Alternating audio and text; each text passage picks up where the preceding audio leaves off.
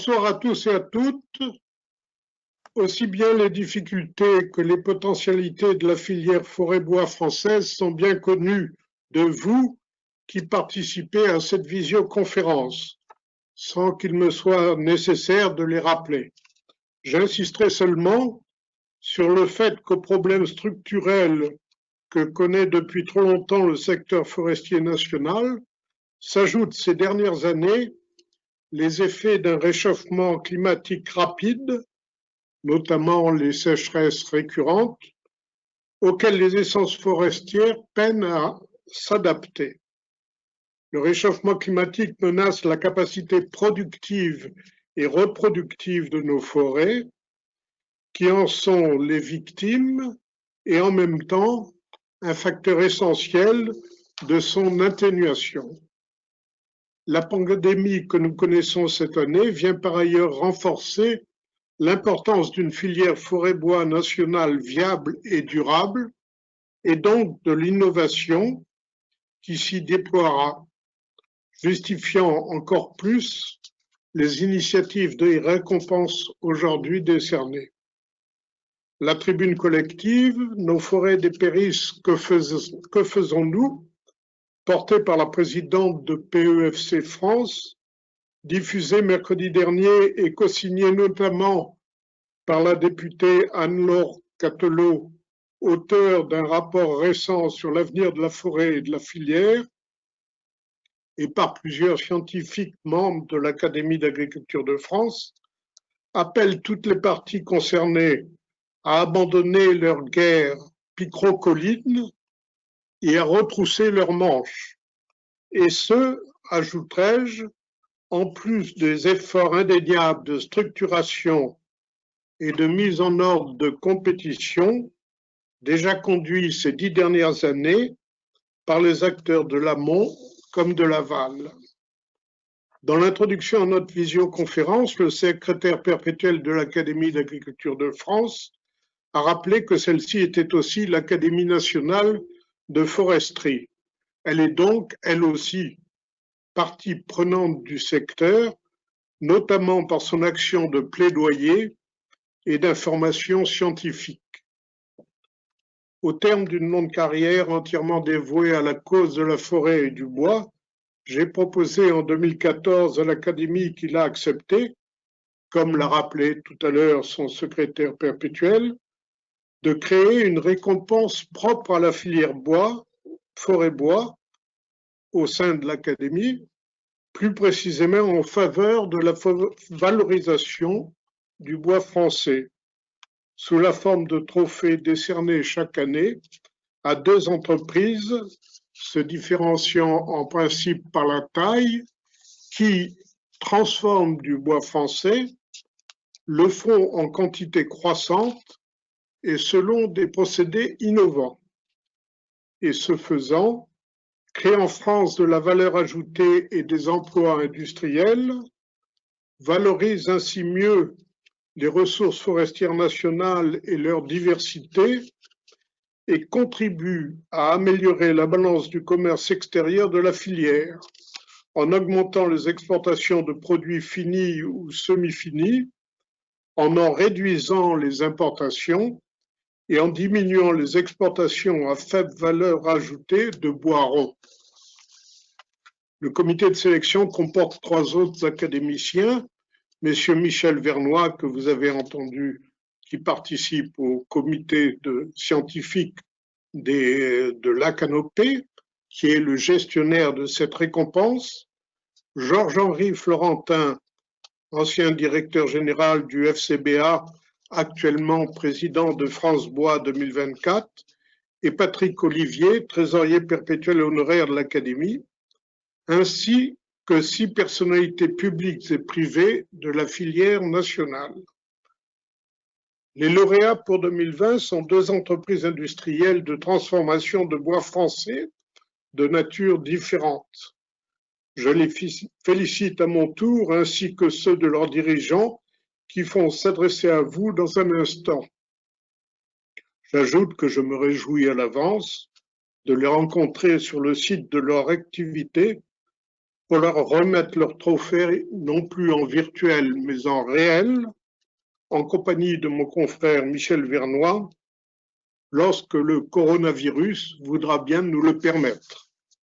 Je vais indiquer très brièvement et tour à tour les raisons qui ont conduit le jury à sélectionner chacune d'entre elles, et leurs dirigeants respectifs présenteront l'un après l'autre leur entreprise. Le premier lauréat, par ordre alphabétique, est la jeune entreprise Bois Déroulé de Champagne, implantée à Marigny-le-Châtel dans l'Aube. Elle a été choisie pour son activité croissante de déroulage de bois de peuplier, une essence encore trop exportée sous forme de bois rond avec peu de valeur ajoutée, bois récolté dans un rayon de 150 km, les plaquages produits, séchés avec une chaudière biomasse, étant destinés à des entreprises de contreplaqué situées en France. Je donne maintenant la parole aux dirigeants des établissements Thébault et Drouin pour bien vouloir présenter leur entreprise. Monsieur Lanly, merci beaucoup. Merci d'attribuer ce prix à notre, en effet, jeune société. Et merci de mettre à l'honneur cette création d'entreprise dans une nouvelle région pour nous qui est le Grand Est, la Champagne, l'Aube, et dans laquelle tous les pouvoirs publics et les politiques ont su nous accompagner et nous aider pour cette implantation. Et merci de mettre à l'honneur, en effet, les 25 personnes aussi qui composent aujourd'hui notre société Bois Déroulé de Champagne. Nous en sommes ravis et reconnaissants. Bois Déroulé de Champagne, c'est le fruit de l'association de deux sociétés, la société Drouin, basée dans la Sarthe et représentée aujourd'hui par Hervé Drouin, son président, et puis le groupe Thébault que je représente également aujourd'hui, deux sociétés à actionnariat 100% familial. Nous sommes fabricants de panneaux contreplaqués à base de plusieurs essences et notamment le peuplier. Aujourd'hui, sur le site de Bois Déroulé de Champagne, nous déroulons 35 à 40 000 mètres cubes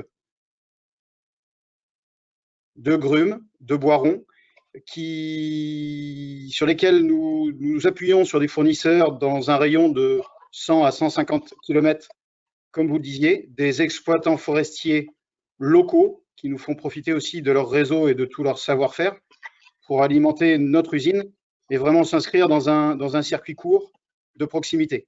Ensuite, nous transformons ces grumes en plaquage, soit verts, humides, soit secs, qui vont ensuite alimenter nos usines respectives dans la Sarthe pour Drouin et dans les Deux-Sèvres pour Thébault.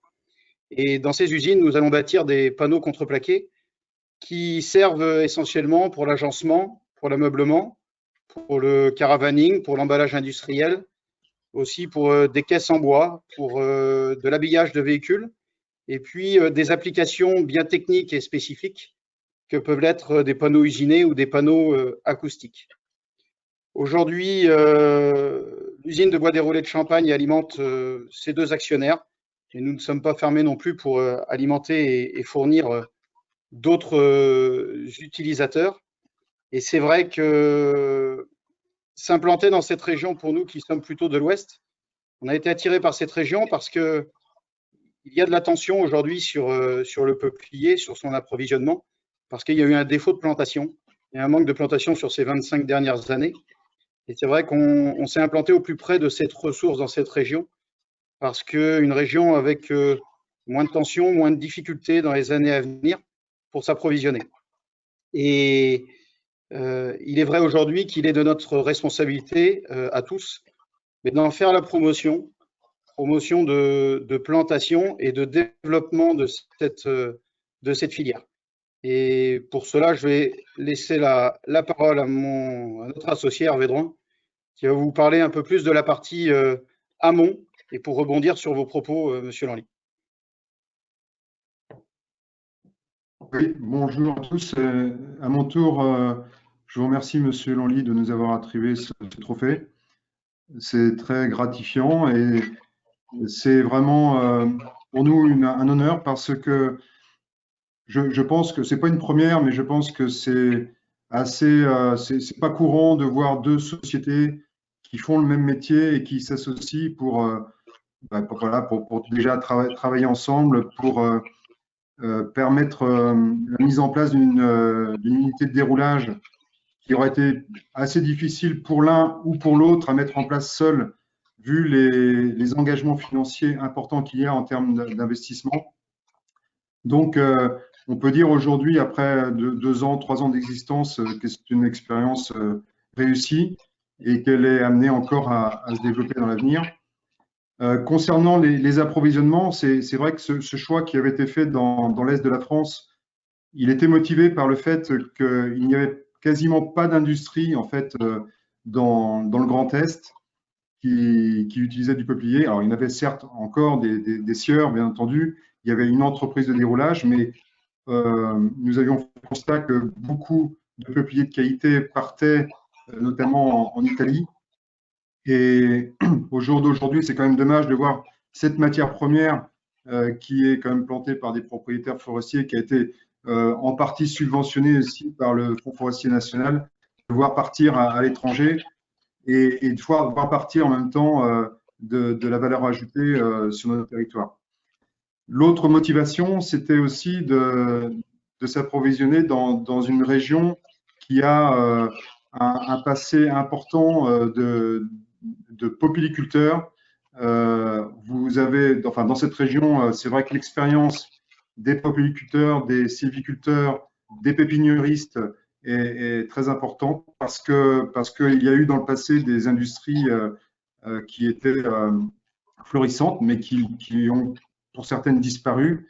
Et pour nous, c'était important aussi de profiter de ce savoir-faire, de la dynamique de plantation qu'il y a dans cette région, même si cette région, comme d'autres régions françaises, subissent depuis une vingtaine d'années une baisse massive quand même des replantations. Et c'est la raison aussi pour laquelle nous avons délocalisé, entre guillemets, nos productions dans une autre région française pour pouvoir assurer nos approvisionnements et les sécuriser dans l'avenir. Un dernier point, c'est que dans l'ouest de la France, nous avons démarré il y a une dizaine d'années une action qui s'appelle Merci le peuplier. C'est une aide à la replantation donc, des peupliers, subventionnée ou aidée par les industriels de la transformation du peuplier.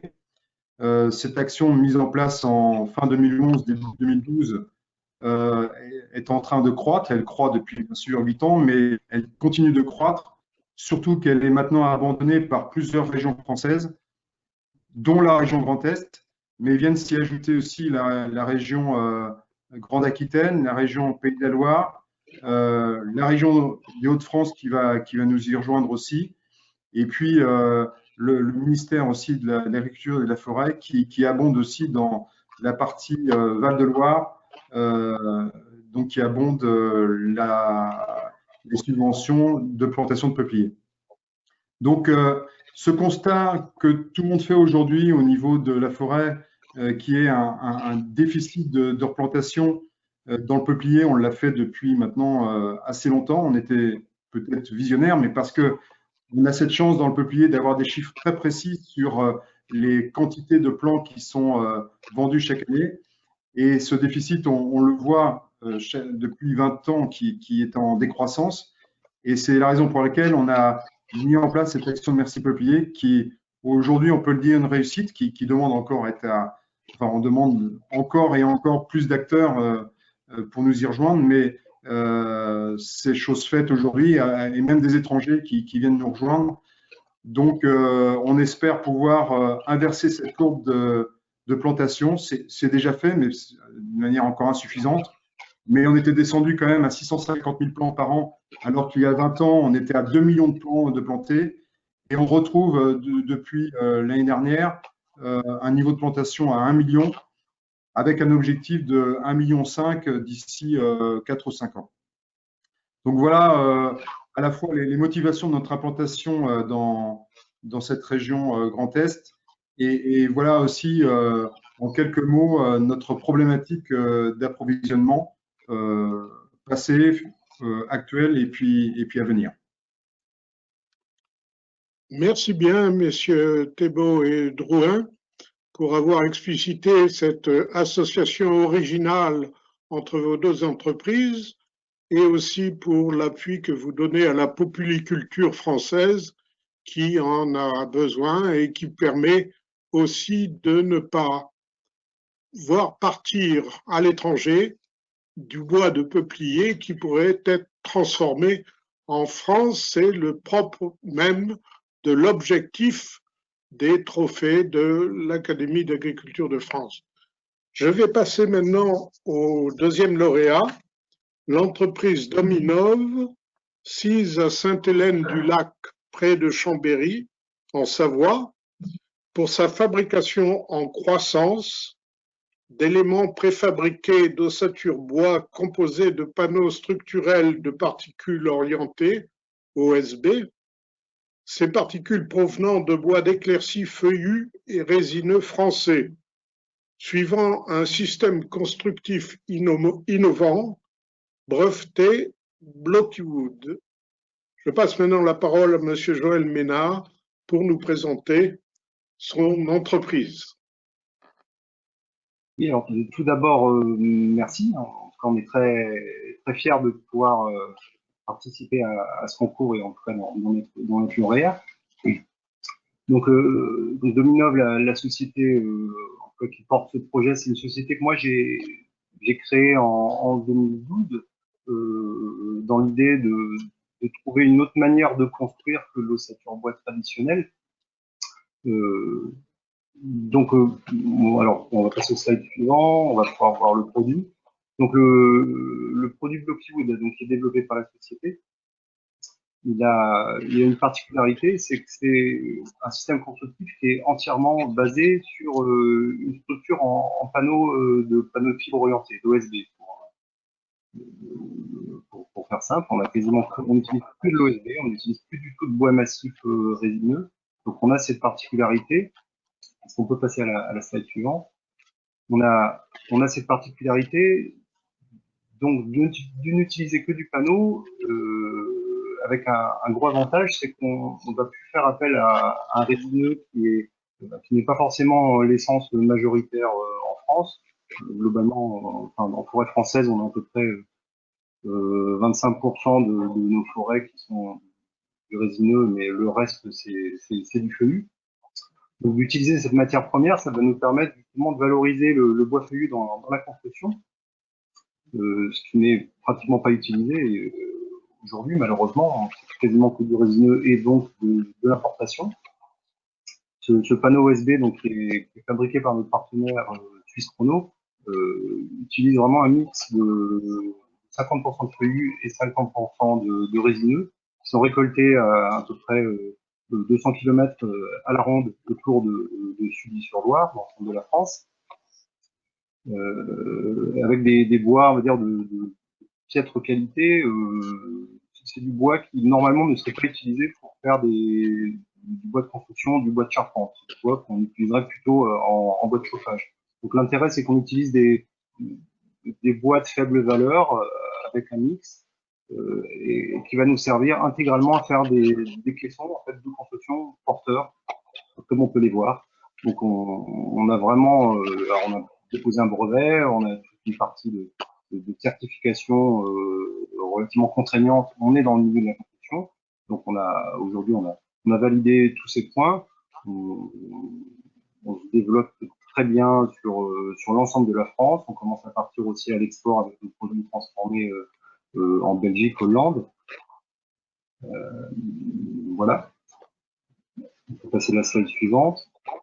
Donc ce bloc de construction, on va l'utiliser initialement en mur. On va également l'utiliser en caisson de toiture et en caisson de sol.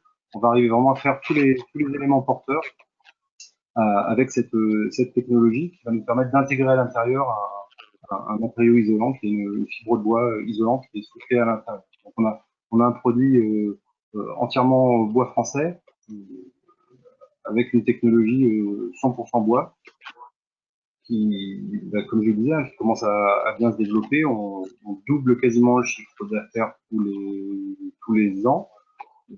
donc c'est plutôt, voilà, on est plutôt content de la tournure que ça prend. Toute la difficulté dans la construction bois, c'est bien sûr d'arriver à faire accélérer un peu ce marché qui est quand même assez compliqué. Nous, on s'appuie sur des réseaux de partenaires, de gens conformes.